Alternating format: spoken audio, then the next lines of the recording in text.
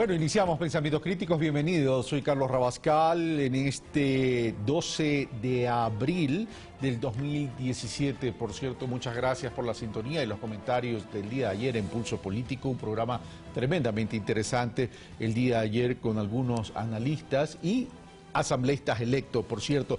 El día de hoy tendré a Eduardo Franco Lor, jurista, con quien vamos a hablar sobre la desestimación de acción en contra del comandante general de Marina, que por cierto tengo entendido fue el día de ayer, y Santiago Basabe, analista político, para hablar sobre el desarrollo territorial, un reto que debería implementarse durante los próximos 4 años. Comienzo con Eduardo Franco Lor, quien se encuentra en los estudios de la ciudad de Guayaquil.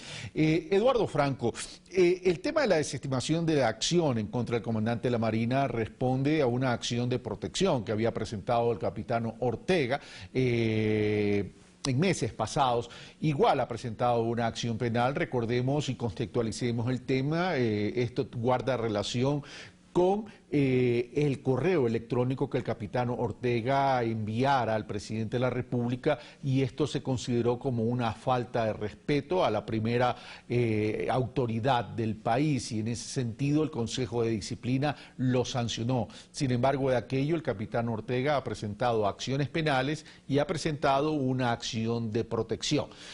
Hecho ese antecedente, ¿en qué consiste entonces lo resuelto el día de ayer en relación a la desestimación de la acción en contra del comandante general de la Marina? Eduardo Franco, buenos días, bienvenido. Muchas gracias por la entrevista, Carlos. Bueno, debo indicar a la teleaudiencia que la acción de protección efectivamente que presentó la última acción de protección que ha presentado el capitán Ortega, lo hizo contra algunos actos administrativos disciplinarios que la superioridad militar naval había considerado el que había infringido normas del reglamento sustitutivo al reglamento de disciplina militar, algunas indisciplinas como por ejemplo hacer declaraciones públicas sin el permiso correspondiente, viajar a la ciudad de Washington ante la Comisión Interamericana de Derechos Humanos y hablar mal de sus superiores. Además, también en un habeas corpus en el mes de diciembre, el capitán Ortega se atrevió incluso a insubordinarse contra su superior jerárquico que estaba en la audiencia, diciéndole: aquí usted no manda, aquí mandan otras autoridades. Entonces, él, de acuerdo con la Constitución, el artículo 188 y 160 de la Constitución, se establece muy claramente que las medidas disciplinarias contra los miembros de las Fuerzas Armadas y de la Policía Nacional son competencias, estas faltas, de las normas propias de la institución militar. Solamente la justicia militar ordinaria, cuando hay algún delito, lo conoce la justicia ordinaria. Pero cuando hay sanciones, faltas leves o graves, pero faltas administrativas disciplinarias, le corresponde a la institución militar abocar el caso. Pero en este caso el capitán se cree que se le han violado sus normas constitucionales, que se lo ha atropellado en sus derechos constitucionales, y por eso presentó la acción de protección. Felizmente el juez, apellido Ramos, el día de ayer resolvió que no cabía este particular porque obviamente inadmitió, rechazó, por cuanto no justificó que de esos hechos que él alegaba hubiera existido alguna violación a sus derechos constitucionales. Porque obviamente el juez recogió toda la normativa constitucional y legal a efecto de rechazar este malhadado acción de protección, que es una indisciplina permanente que está cometiendo el capitán Ortega. Vamos por partes, Eduardo Franco. ¿Quién desestima esta acción de protección? ¿Un juez civil? ¿Un juez constitucional? A ver, de acuerdo con la normativa ecuatoriana, todos los jueces de la justicia ordinaria son jueces constitucionales. Y cuando se presentan las acciones de protección en la sala de citaciones, se hace un sorteo electrónico y recayó el caso en un juez penal. El juez penal es un juez constitucional, okay. Podía haber caído el caso en un juez laboral o un juez civil. ¿Qué incidencia tiene esta desestimación de la acción de protección en contra del comandante general de la Marina?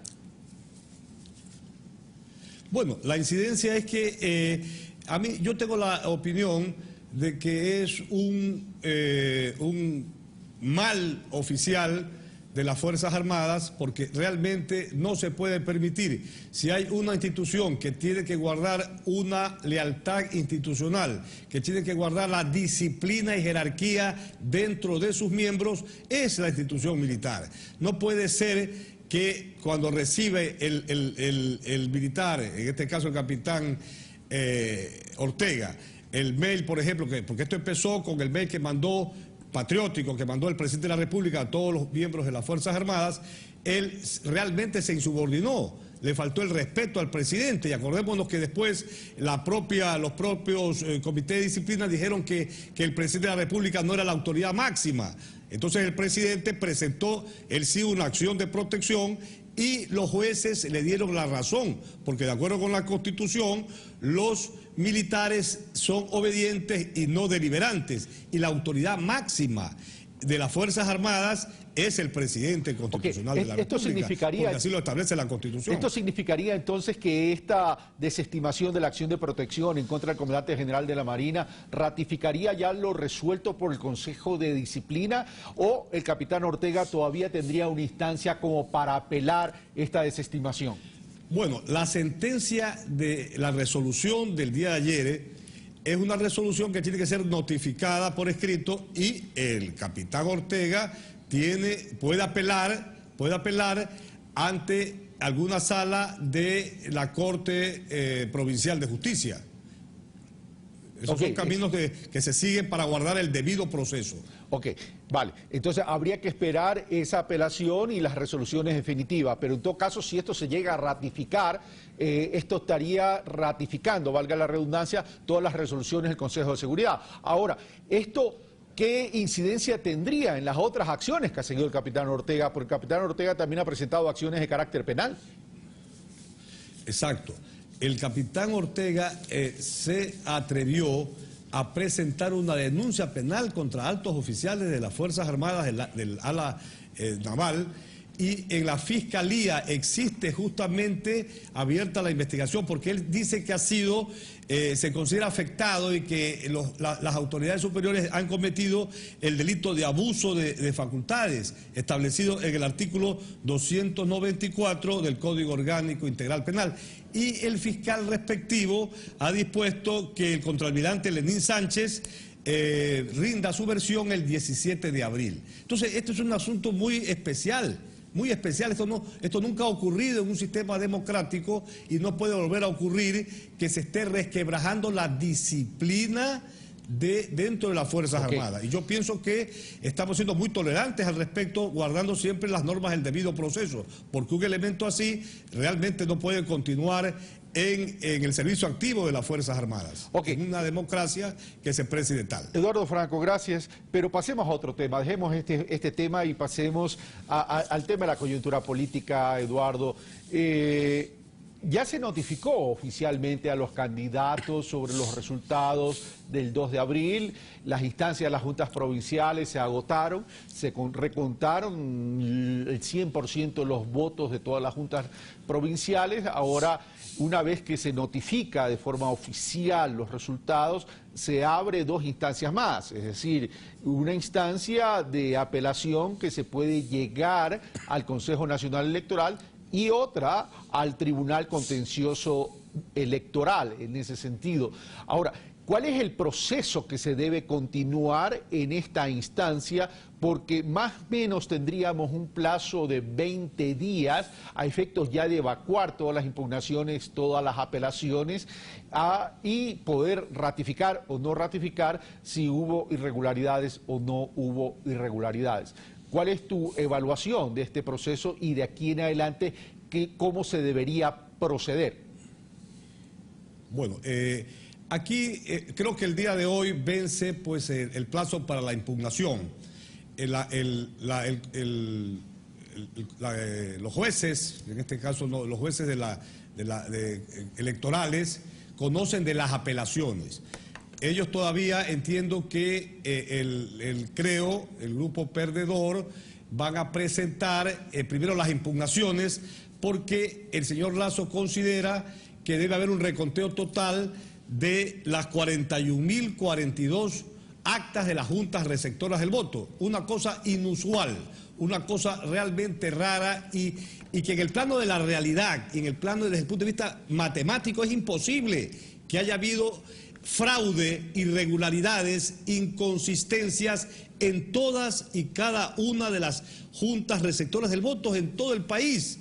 Incluso él está impugnando en las juntas receptoras en las cuales ha ganado. Es una cosa rara, lo que a mí me determina a pensar de que realmente se está burlando del proceso electoral. Aquí no hay una madurez psicológica de parte de Guillermo Lasso y de su entorno de Creo, porque ya primero dijeron, acordémonos, Carlos, que eran 1.795 actas en las cuales habían inconsistencias.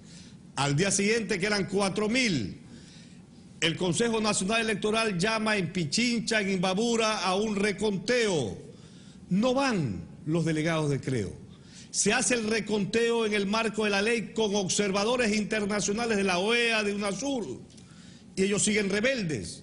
Se les establece que ha habido realmente, como le consta a todo el pueblo ecuatoriano, durante todo ese día 2 de abril, las elecciones se realizaron con absoluta normalidad. Están las pruebas reales, objetivas e informes de los organismos internacionales. Es indiscutible que no se puede proclamar un presidente electo en base de una exipol, como lo hizo el 2 de abril el señor Lasso. Esto es una burla, porque el país no puede se vio abocado en estos 8 o 9 días a violencias callejeras, a quema de llantas, a perturbación de la paz y del orden público. Okay, pero Eduardo, felizmente el asunto se está atenuando. Eduardo, hay un código de la democracia que establece procedimientos. Al amparo de esa ley debería considerarse la institucionalidad democrática electoral. En ese sentido, el afectado puede presentar impugnaciones tantas cuantas él crea que sea conveniente si es que considera que ha sido perjudicado. El tema es, esas impugnaciones, ¿cómo debería presentarse? Es decir, porque el Código de la Democracia establece un procedimiento. ¿Qué debería entonces presentarse conjuntamente con las impugnaciones? Claro, en este caso, hoy tendría que, creo, presentar la impugnación en fase administrativa ante el Consejo Nacional Electoral, adjuntando en cada acta las pruebas de las inconsistencias en base a lo que establece el artículo 138 del Código de la Democracia. Porque no es cuestión de decir en las 41.042 actas de las juntas receptoras del voto han habido irregularidades, sino que tienen que haber las correspondientes basamentos o fundamentos, que son las pruebas que justifiquen sus aseveraciones. ¿Para qué? El Consejo Nacional Electoral les dé paso, les dé curso. Una vez en el tiempo que establece la ley, que creo que son 4 o 5 días, el Consejo Nacional Electoral tendrá que dar un informe, una resolución definitiva, y ante esa resolución definitiva el candidato Lasso, el ex candidato Lasso, puede presentar un recurso de apelación ya ante sede judicial, ante el Tribunal Contencioso Electoral. Ahora, pero Aparicio Caicedo, abogado representante del movimiento Creo, apela a estos mismos artículos indicando que esto da cabida o permitiría abrir las más de 41.000 urnas. No. En ningún artículo del Código de la Democracia se establece que tiene que haber un reconteo de todas las actas. Es decir, esto es imposible porque incluso es ilógico el mismo partido Movimiento Creo Suma están impugnando a sus propios delegados. Ya se ha demostrado el día lunes cuando hubo el escrutinio público, el Consejo Nacional Electoral demostró que no había tales inconsistencias. Se darán cursos en las que realmente haya cabida, esté debidamente fundamentado, y por eso que la ley prevé. Pero que haya un reconteo total, o que haya, como alguien dijo, y lo lamentable es que lo haya dicho un jurista, una nueva elección, una nulidad de esta elección y una nueva elección, realmente es una burla, un desparpajo al pueblo ecuatoriano. Ya a partir de los escrutinios emitidos por el ente oficial, el Ecuador tiene un presidente electo que es el licenciado Lenín Moreno. Eso es indiscutible. Eso es indiscutible. Y los datos, como han dicho las autoridades electorales, son prácticamente ya irreversibles. Es que el asunto, Carlos, está en que quieren manejar esto desde el punto de vista político para deslegitimar una nítida elección. Y esto nunca ha ocurrido realmente en el Ecuador. Yo lo que sostengo es que son malos perdedores, malos ejemplos a la juventud ecuatoriana, para el pueblo ecuatoriano. Eso no es tener una altura democrática, porque está bien que si tú crees que ha habido alguna inconsistencia, la pruebes y presentes la impugnación respectiva en el marco de la ley. Pero decir primero, hay 1.795, al día siguiente son 4.000 y después son todas... Ya eso ya da lugar a que realmente pensemos ya de una manera distinta. Eduardo Franco Olor, muchas gracias por estar con nosotros. Bueno, gracias a ti, Carlos. Nosotros hacemos una pausa y regresamos.